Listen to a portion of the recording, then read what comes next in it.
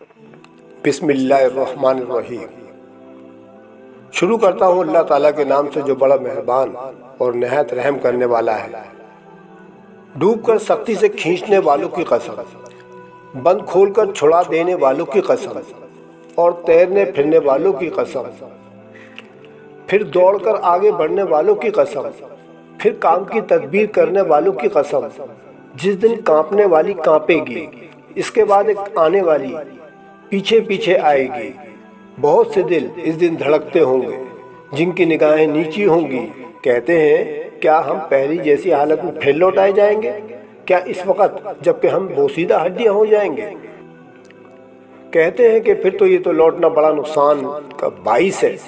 معلوم ہونا چاہیے وہ تو صرف ایک خوفناک ڈانٹ ہے کہ جس کے ظاہر ہوتے ہی وہ ایک دم میدان میں جمع ہو جائیں گے۔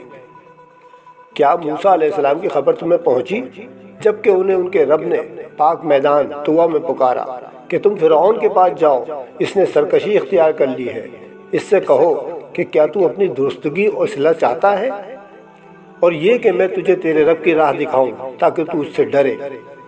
بس اسے بڑی نشانی دکھائی تو اس نے جھٹلایا اور نافرمانی کی، پھر پلٹا دوڑ دھوپ کرتے ہوئے، پھر سب کو جمع کر کے پکارا، تم سب کا رب میں ہی ہوں۔ تو سب سے بلند و بالا اللہ نے بھی اسے آخرت کے اور دنیا کے عذاب میں گرفتار کر لیا۔ بے شک اس میں اس شخص کے لیے عبرت ہے جو ڈرے۔ کیا تمہارا پیدا کرنا زیادہ دشوار ہے یا آسمان کا؟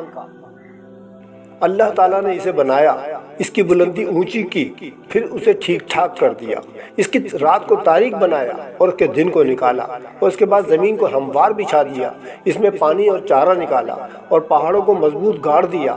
یہ سب تمہارے اور تمہارے جانوروں کے فائدے کے لیے ہے۔ پس جب وہ بڑی آفت قیامت آ جائے گی، جس دن کے انسان اپنے کیے ہوئے کاموں کو یاد کرے گا اور ہر دیکھنے والے کے سامنے جہنم ظاہر کر دی جائے گی، تو جس شخص نے سرکشی کی ہوگی اور دنیاوی زندگی کو ترجیح دی ہوگی، اس کا ٹھکانہ جہنم ہی ہے۔ ہاں، جو شخص اپنے رب کے سامنے کھڑے ہونے سے ڈرتا رہا ہوگا اور اپنے نفس کو خواہش نفسانی سے روکا ہوگا تو اس کا ٹھکانہ جنت ہے۔ لوگ آپ سے قیامت کے واقع ہونے کا وقت دریافت کرتے ہیں، آپ کو اس کے بیان کرنے سے کیا تعلق؟ اس کے علم کی انتہا تو اللہ کی جانب ہے، آپ تو صرف اس سے ڈرتے رہنے والوں کو آگاہ کرنے والے ہیں۔ جس روز یہ اسے دیکھ لیں گے تو ایسا معلوم ہوگا کہ صرف دن کا آخری حصہ یا اول حصہ ہی دنیا میں رہے ہیں۔ صدق اللہ العظیم۔